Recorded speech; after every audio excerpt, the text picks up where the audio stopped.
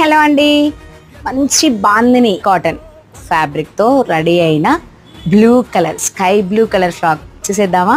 ఎంత బాగుందో తెలుసా అండి. ఫ్యాబ్రిక్ ఎంత కంఫర్ట్గా ఉందంటే అంత కంఫర్ట్గా ఉంది.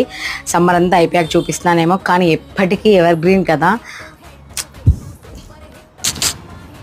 నెక్ డిజైన్ చూసారా, క్యూట్గా డీసెంట్గా ఉంది కదా.